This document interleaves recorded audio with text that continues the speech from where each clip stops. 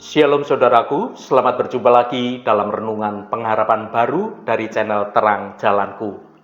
Senang rasanya kita dapat bertemu kembali dan kita semua tetap bersemangat untuk terus belajar mengerti akan kebenaran firman Tuhan. Saudaraku, di tengah dunia yang memuja tumpukan harta, kita seringkali keliru dalam mengukur nilai kehidupan. Padahal, kemewahan materi dunia itu bersifat fana dibandingkan akan kedalaman rohani. Menariknya, mereka yang merasa miskin dan hampa di hadapan Allah adalah pribadi yang paling kaya, karena hanya dengan hati yang kosong dari keakuanlah yang mampu menampung seluruh kelimpahan dari kasih Tuhan. Hari ini saya akan menyampaikan renungan dengan judul Kaya di Hadapan Allah. Namun sebelum kita mendengarkan kebenaran firman Tuhan ini, mari kita awali dengan berdoa terlebih dahulu. Bapa Surgawi yang penuh kasih, kami bersyukur atas kesempatan untuk dapat merenungkan kebenaran firman-Mu.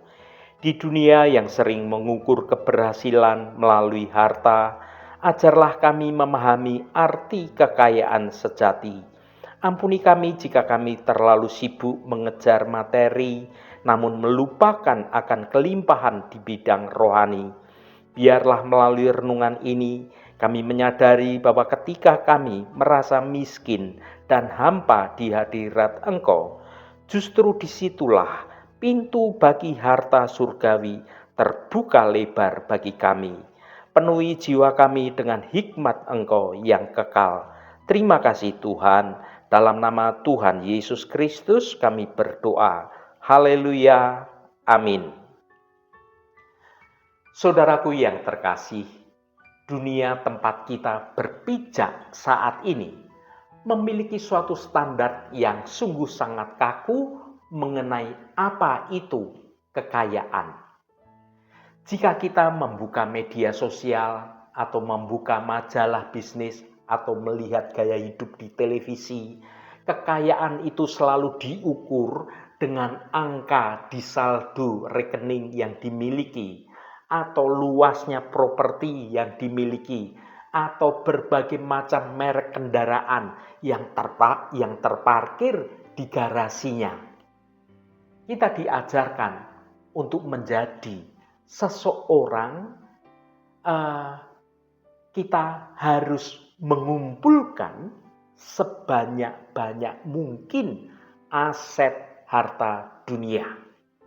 Namun di tengah hiruk-pikuk pengejaran akan harta duniawi ini, Kristus datang dengan sebuah pernyataan yang sungguh sangat menjungkir balikan logika manusia dunia. Dalam khotbahnya di bukit, Yesus memulai sebuah paradok yang sungguh amat tajam. Mari kita baca firman Tuhan pada Matius pasal 5 ayat 3. Berbahagialah orang yang miskin di hadapan Allah, karena merekalah yang empunya kerajaan surga.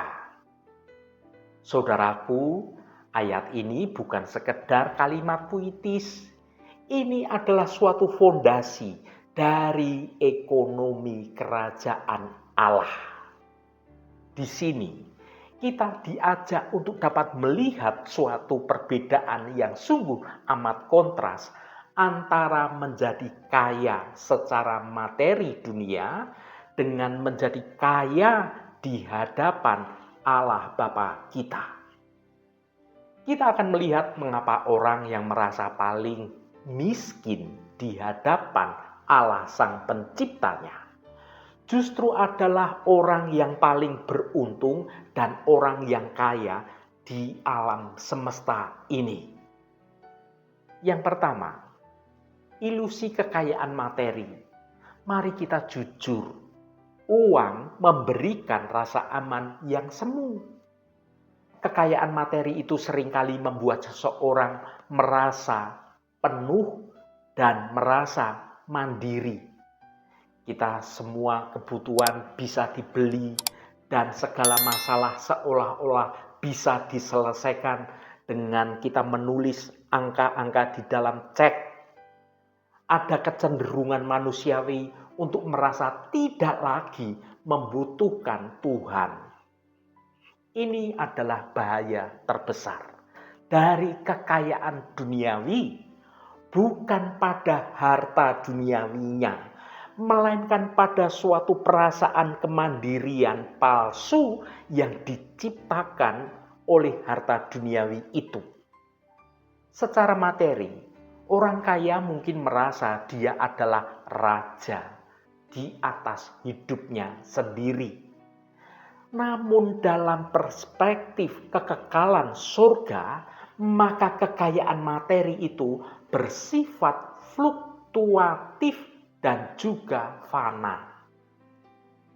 Kekayaan itu bisa hilang karena inflasi, bisa juga hilang karena dicuri, atau hilang bisa menjadi habis, atau bahkan bisa terkuras karena penyakit yang sedang diderita. Lebih dari itu, harta materi itu tidak bisa membeli kedamaian batin kita, membeli pengampunan dosa kita, atau membeli kehidupan yang kekal bagi kita.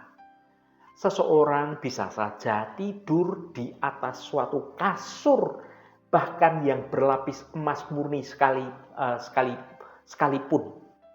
Namun hatinya dirundung berbagai macam kecemasan, ketakutan, bahkan kegelisahan yang sungguh tidak berujung menghantui hidupnya. Inilah yang disebut kemiskinan yang tersembunyi di balik kemewahan yang dia miliki. Yang kedua, definisi miskin di hadapan Allah. Kata miskin dalam bahasa Yunani asli yang digunakan dalam Matius pasal 5 ayat 3 adalah ptokos. Kata ini tidak hanya berarti kekurangan uang, tetapi menggambarkan seseorang yang benar-benar melarat, yang berlutut dan mengemis karena tidak memiliki apapun untuk dapat diandalkan. Menjadi miskin di hadapan Allah berarti menyadari kebangkrutan di bidang rohani kita. Ini adalah suatu pengakuan jujur bahwa di hadapan kekudusan Allah, kita ini tidak memiliki suatu aset moral atau juga kebaikan pribadi yang bisa kita banggakan di hadapan Allah untuk membeli keselamatan bagi kita. Orang yang miskin di hadapan Allah tidak datang kepada Tuhan dengan berbagai macam daftar pencapaian di dunia ini, melainkan dengan suatu tangan yang terbuka, yang hampa, menyadari bahwa tanpa anugerah yang dari Tuhan, maka ia akan binasa. Ini adalah suatu kontras yang sangat tajam dengan cara orang-orang dunia bekerja. Dunia berkata, tunjukkan kekuatanmu. Tetapi Tuhan berkata, akui kelemahanmu. Dunia memuja kepercayaan diri, tetapi Allah memuja ketergantungan secara mutlak kepada Tuhan. Yang ketiga, paradok kelimpahan. Mengapa yang miskin justru kaya di hadapan Allah? Mengapa mereka yang mengakui kemiskinan di bidang rohaninya justru disebut berbahagia? Atau dalam teks aslinya, makarios, yang berarti diberkati secara istimewa. Jawabannya terletak pada kapasitas hati kita. Bayangkan sebuah gelas yang sudah penuh dengan air yang kotor. Ini gelas yang berisi air kotor ini berbicara tentang keegoisan kita, kesombongan kita, dan rasa cukup karena kekuatan kita sendiri. Jika kita mencoba menuangkan air murni kita masukkan di dalam air yang keruh itu, maka air murni itu akan tumpah keluar. Karena gelas itu sudah penuh berisi air yang kotor. Demikian pula dengan jiwa manusia. Yang pertama, ruang untuk anugerah. Ketika kita melepaskan keyakinan pada kekayaan amal dan juga status kita ini memberikan ruang bagi Allah untuk memenuhi kita dengan kekayaan anugerahnya. Yang kedua, kepemilikan kerajaan. Yesus menjanjikan kerajaan surga bagi mereka. Perhatikan bahwa janji ini menggunakan bentuk waktu sekarang atau present tense. Bukan akan memiliki, tetapi mempunyai. Saat kita mengandalkan Tuhan sepenuhnya, kita mulai mencicipi otoritas, mencicipi kedamaian, dan juga perlindungan surgawi. Saat ini juga, saat kita berada di bumi sekarang ini juga. Yang ketiga, harta yang tak tergoyahkan.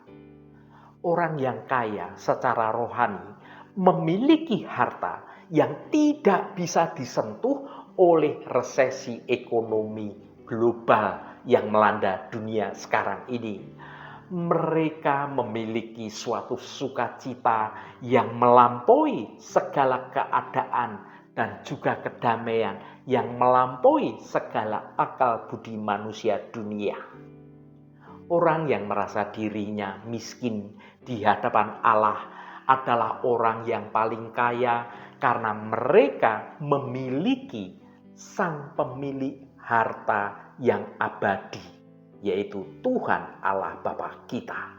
Mereka tidak lagi mengejar berkat-berkat duniawi, tetapi mereka sudah memiliki sang pemberi berkat ada dalam hidup mereka. Saudaraku yang dikasihi Tuhan, mari kita bandingkan dua tipe manusia ini dalam kehidupan kita sehari-hari melalui tabel yang sederhana. Orang yang kaya secara rohani memahami bahwa segala sesuatu yang mereka miliki hanyalah titipan belaka. Mereka tidak diperbudak oleh barang-barang mereka. Sebaliknya, mereka yang menggunakan harta materi sebagai alat untuk memperluas kerajaan Allah. Mereka kaya dalam kemurahan hati karena mereka tahu bahwa sumber daya mereka berasal dari gudang surgawi yang jumlahnya tidak terbatas. Saudaraku, marilah kita melangkah maju menuju kekayaan yang sejati. Bagaimana kita sekarang ini bisa beralih dari sekedar mengejar kekayaan materi, menjadi kaya di hadapan Allah.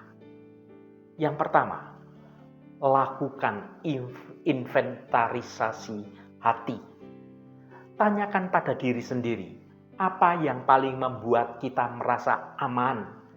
Jika jawabannya adalah sesuatu yang bisa hilang dalam sekejap, maka kita sedang membangun suatu bangunan rumah di atas fondasi pasir. Maka mintalah Roh Kudus untuk menyingkapkan segala kesombongan rohani kita yang mungkin masih kita simpan dalam hidup kita.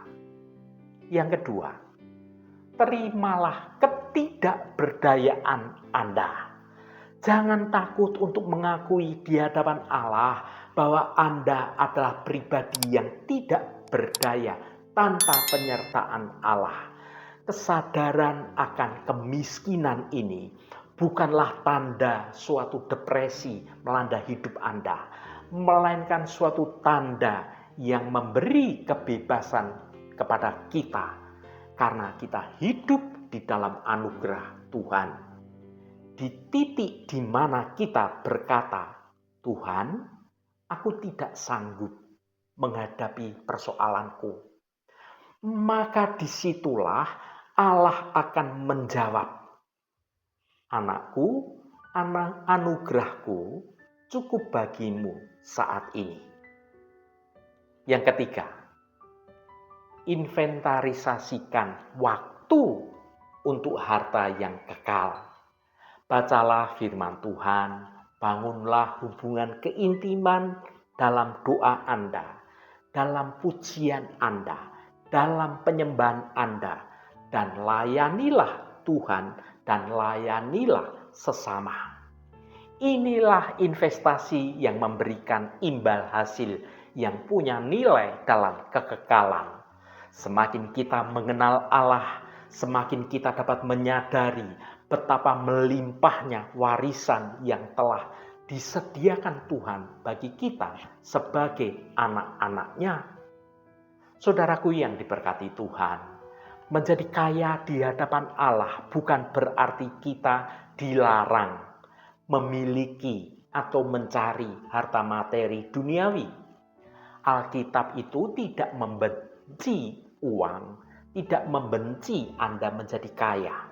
Tetapi Alkitab memperingatkan tentang bahaya akan cinta akan uang. Kekayaan sejati adalah ketika kita memiliki segalanya, namun kita tetap terikat hanya kepada penyertaan Tuhan saja. Atau ketika kita tidak memiliki apapun, namun kita merasa memiliki segalanya, karena ada Yesus di dalam hati kita. Dunia mungkin melihat orang yang rendah hati dan orang yang bergantung pada Tuhan itu sebagai orang yang lemah atau orang yang miskin.